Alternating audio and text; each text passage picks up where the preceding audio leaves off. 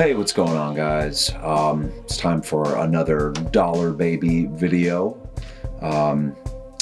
This week we're going to be looking at the Boogeyman, which is going to see a feature film release next month in June. And so the timing on this one could not have been better. Better. Thanks again to Tyler Everhart for sending these videos to me. Tyler, I promise I'm mailing these back tomorrow. I had to make this one last video. Thank you for sending these to me. You're amazing. But before we get into the Boogeyman, I got to watch that monkey Dollar Baby that I was talking about in my last video, and it was astoundingly good. Honestly, I knew from the trailer it was going to be better than the vast majority of Dollar Baby films that I've managed to find on the internet, and I've watched most of them because I'm a masochist apparently. But this movie was above and beyond. From the cinematography, the soundtrack, the acting, the special effects. I mean, there was a scene in this movie that was genuinely shocking and like something I've never seen done in any horror movie before. I was absolutely blown away. There were a lot of Easter eggs in the film. Bridgeton, Maine was in there, and Ludlow, and I kept like a running tally. There's a red balloon, there's a poster of Rita Hayworth, and a number of other little Easter eggs for us King fanatics. But there was also a bar that they shot in. It was called King's. It was actually the name of the bar they found to use as their location. And so they got to shoot in King's bar for this movie, which it was pretty awesome.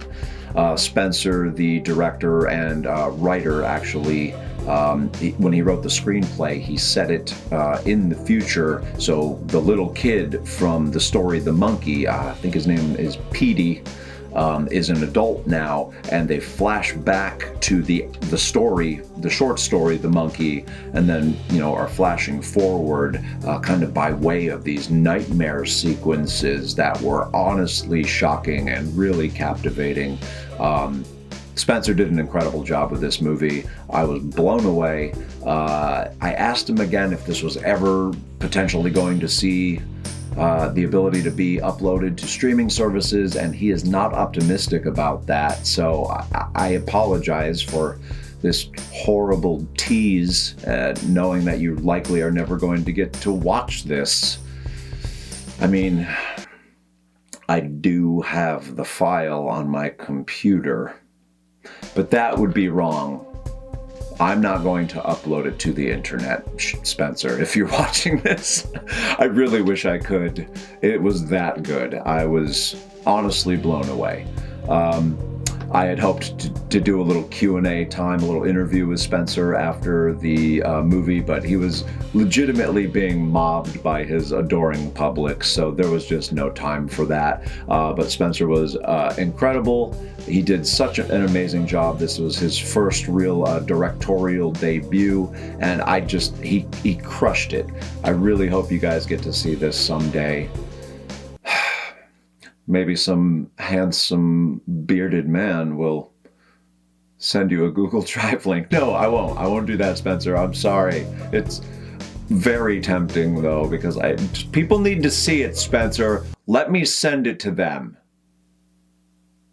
Anyway, so moving on from there, last time I talked about The Woman in the Room, and the heavy subject matter of that short story, and how the main character's mother is not well, and she's asking her son to help her take away her pain. And I have a very close friend who is going through something very similar right now, and it's breaking him, and it's like eerily like the short story The Woman in the Room, like a little too close to home now. I'm really glad I made that video before all of this happened. I'll leave his name out of this, but I'm here for you if you need me, brother. I'm so sorry. I'm gonna cry. Anyway, the Boogeyman, right? That's what we're supposed to be talking about. We're talking about the Boogeyman. So, for those of you unfamiliar, or for those who need a refresher, the Boogeyman is one of the short stories from Night Shift, in which Stephen King shows us a disturbed man who's gone to see a psychiatrist, and essentially we are hearing the story from this disturbed man of what has been happening to his family, and how supposedly the Boogeyman has been murdering his children, and of course his kids try to tell him, that there's the Boogeyman, Daddy, the Boogeyman, he's in the closet, and of course he doesn't believe them. It's a tale as old as time, and but his denial and his ignoring his children eventually leads to their deaths, and no matter what he does to try to protect them, after the first child dies, he's unable to save them. And of course he is the prime suspect in these murders, and so he's gone to the psychiatrist to tell his story, to tell his side of the story, just to get it out, get it off his chest. And whether he believes him or not is not the point. The story needs to be told. He needs to tell someone, and this was the only place he felt he could do that. I will say the main character in this story, complete asshole. Like, he's like a chauvinist, he's a jerk to his kids, total misogynist, white trash piece of garbage. So, not saying he deserved to have all three of his children murdered, but he's not the most sympathetic protagonist. You don't ever really feel for the guy, because he's just even throughout all of this, he's still just a big dick. But anyway, I really enjoyed the story, and throughout the whole thing, you're not really entirely sure if this guy is in fact being honest or if he's just crazy. But by the end, you find out that he is in fact telling the truth. The Boogeyman is real, and he comes to get him in the end. So, spoiler alert. Should have supposed to do that before you give the spoiler. Sorry, you just listened to me describe the whole story, so I guess you wouldn't care if I ruined the end too. Whatever. That's your fault. So this Dollar Baby half-hour short film does a very good job of retelling that tale, and director Jeff Shiro, who I did not look up or do any research for in advance of this video, which I realize now I maybe should have done. He clearly had a very Stanley Kubrick The Shining influence when he made this, from the cinematography and the camera and lighting choices to the soundtrack. It all felt very Kubrickian. Sure. And there was a shot in particular coming through the bathroom door where you see the tub and the shower curtain, and it was like a shot straight out of The Shining. It maybe was an homage, but who's to say? Anyway, the acting was not bad.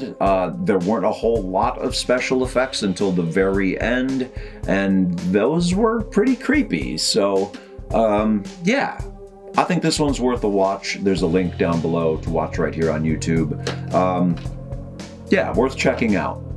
And as far as the feature-length film version that's coming out, I think it was June 2nd or somewhere thereabouts, looks like generic jump scare, spook 'em up. I don't know. It looks kind of awful to me. It doesn't look like anything special. It looks like they pretty much threw the whole idea out the window and just went with oh, it's the Boogeyman. He hides in your closet and under your bed. It's the Boogeyman, everyone. And I mean, gee, can we beat that dead horse further to death? It's already dead. You can stop beating it now. The horse, that is.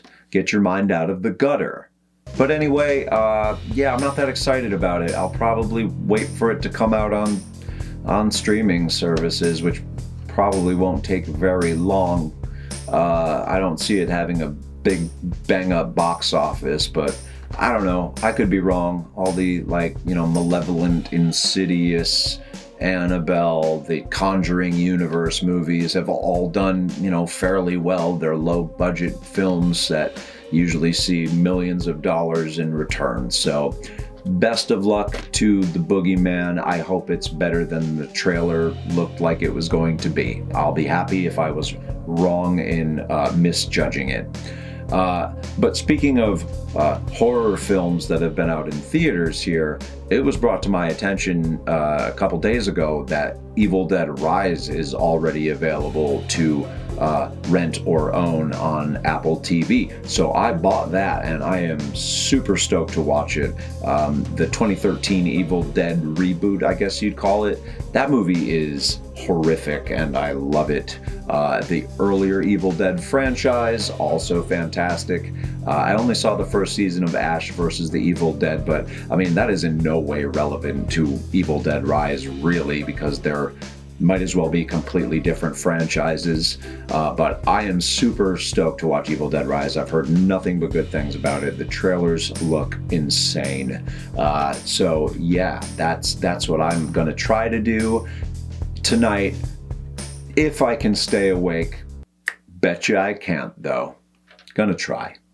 Anyway, I'm almost done with the script for the next video in the Dark Tower series, in which I'll be talking about the Wastelands.